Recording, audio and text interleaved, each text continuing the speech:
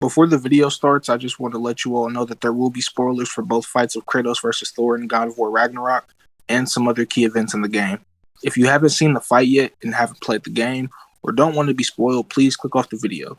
Or if you would like to still support the video, then please mute the video and have it play in the background. Also, leave a like, subscribe, and comment for more content from me. And with that out of the way, let's get started with the video. About time.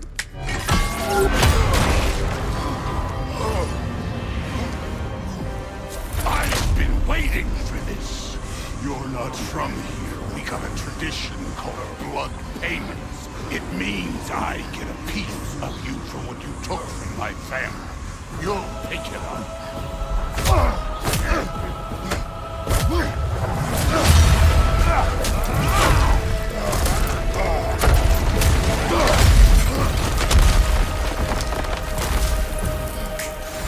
That was for Baldur. Now show me. Kratos vs. Thor was a battle every God of War fan was expecting since 2018. And in my opinion, it did not disappoint. Kratos and Thor fight twice in the game, the first time at the beginning and the final time during Ragnarok. In order to determine who was really stronger during the events of both of their fights, we'll need to look into their feats they've shown and statements along with that. Specifically Thor though, since I've already made 2 videos talking about Kratos, and I don't want to talk about those exact same things for a third time in this video, so I'll leave the links to those 2 videos down below in the description. So if you would like to hear them, check it out. The first thing about Thor I want to start off with is his heritage. The reason for this is that his half Aesir and half giant DNA is actually very powerful and a really good combination.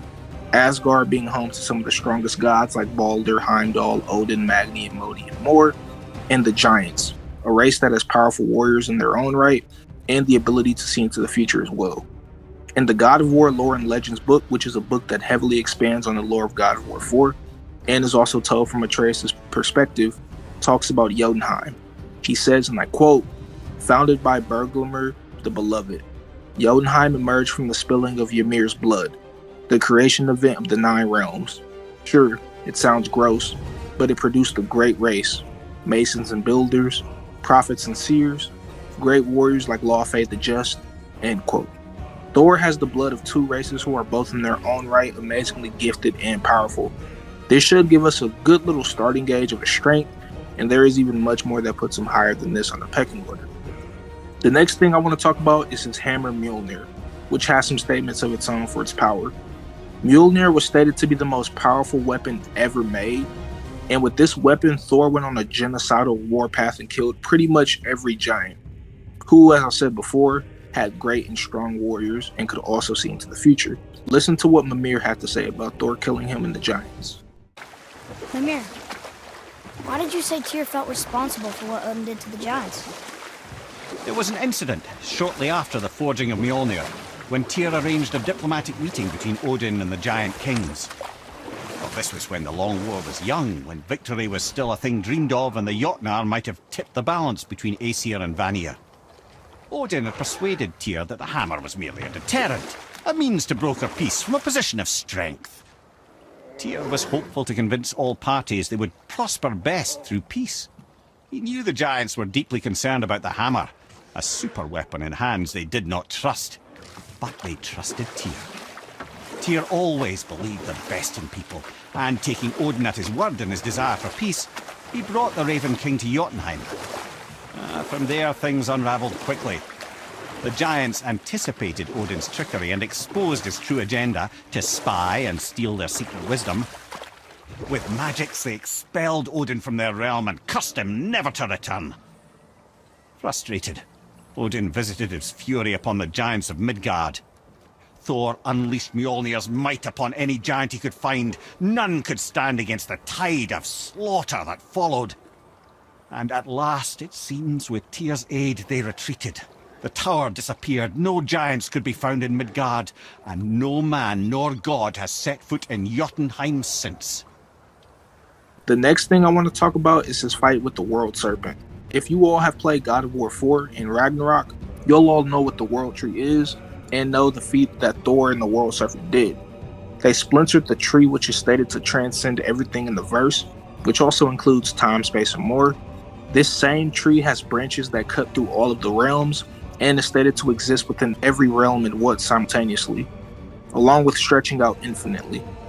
Something else to note is that each realm was shown to have their own outer space and stars, and there is a space between the branches called the realm between realms, and these were also stated and shown to contain stars in them too, meaning that they're all at the bare minimum around galaxy to universal size constructs, and Thor was able to damage this with his fight with the World Serpent. Something else that's pretty impressive is what Thor was fated to do in Ragnarok. Not only does he fight the Serpent, but he also fights the fire giant Surtur with Odin, who was stated to have fire so hot it brought heat to all the realms, and I'll let Mimir explain about that one. Wow. It's hot here. But is that snow? Ash. It only falls like that for great fires. The whole realm is a great fire, the source of fire itself, and all the sun and stars, if legend is to be believed. Should we believe? I mean, we're here, and we're not on fire. Not yet. Well, you know, I suppose it's cooled considerably since the dawn of creation, hasn't it? Niflheim isn't exactly ice these days either. It's in the nature of things. Extremes are tempered by time. Fires burn colder, men grow old and grey, heads are chopped off and attached to belts. Such is life. Okay, Mimir. Is there a story for the giant with the flaming sword? Surt the Brave? Of course. We've spoken so much of frost giants. It's about time we instead met the most fiery giant of all. Back when Ymir first emerged from Ginnungagap, it was Surt who followed next. He came from Muspelheim, the fire realm, bringing heat to the young cosmos, conjuring the sun from his primordial flame. But let's come back to that flaming sword, shall we? Surt the Brave forged his sword of flame for one purpose alone: to burn down Asgard when Ragnarok comes at last. His destiny is to fall at the hands of Thor and Odin, but in so doing, strike the blow that leaves their realm in ash and ruin. And from that destruction, the world can be born anew. Until then, alone he waits in Muspelheim, never sleeping, ever honing his fiery blade. Brave, generous Surt, who knows he lives but to his doom. All because he chooses to serve a grand cycle so much bigger than himself. To truly embrace your purpose and the patience and sacrifice it demands is to ensure your day will come. Do you think we'll be there when that day comes? I've seen enough of war between the gods, but you, little brother, who can say? So not only does Thor damage a construct that transcends everything in the Norse verse and is infinite in size, but he also battles and defeats a being that has fire so hot it also affects every single realm all at once, and was also stated to destroy Asgard in its entirety with his sword, bringing it to ash and ruin. And although we don't know the full details of Thor defeating Surtur with Odin, it's still an impressive feat, as both would need to be strong enough to actually damage and kill him, something both might lack individually. We do know that Odin is the most powerful Aesir god in Asgard, so him not being enough to defeat him by himself, in my opinion, I'd still probably say is a good feat. And now that we've got all of that out of the way, let's talk about some characters aside from Kratos and the World Serpent that Thor can scale to, or scale above. To start off, he scales above his brother Balder. Thor did much better against the nerfed Kratos than Balder did himself. Although Balder 3-shot at the World Serpent, he was consistently shown getting beat up pretty badly against Kratos, except during their first fight. In their first fight, Balder was shown and stated to be overpowering Kratos multiple times throughout the fight, and the novelization confirms this, as Balder was stated to be stronger than all of Kratos' previous enemies before that point, which includes all of the Greek gods. And Kratos was also nerfed as well in this fight and didn't go all out until the very end. Other than that, Balder is pretty strong, but compared to Thor, what he does, it's not really close. Thor is also stronger than both of his sons, Magni and Modi, but people might try and use the feat of them lifting up the giant Hrungnir off of Thor when no one else in Asgard could. But keep in mind, Thor was also extremely drunk and was not only nerfed physically, but also mentally as well, due to being under the effects of being intoxicated. Thor also beat up Modi to near death after he returned from Asgard after Magni died, so that shuts down the assertion of them being stronger. Even if you were to say that they both together are stronger than they are individually, I still doubt this though, as Modi feels inferior to Magni, and they're supposed to be both equally as strong, or at least relative. And they both lost to Kratos, who was way weaker than he was in Ragnarok, and they didn't do well against him at all. The next person Thor scales above is Heimdall. While yes, Heimdall does have the power of foresight, and in his own words hasn't been hit before in a very long time, he still felt like he couldn't fight Thor, even though he said he wasn't afraid of him. He also decides to fight Kratos, and isn't shown backing down from him, showing that he views Thor as more of a threat than Kratos does. You could also argue that maybe Thor probably talked to him about his fight with Kratos when he went back to Asgard. We don't really know, we don't see it, I don't really care.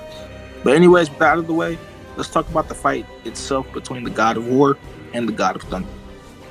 When Thor and Kratos first fight, Thor is consistently shown overpowering and beating up Kratos. Thor states that Kratos is holding back and even calls him a lesser version of the true version of himself, aka him being at his full power.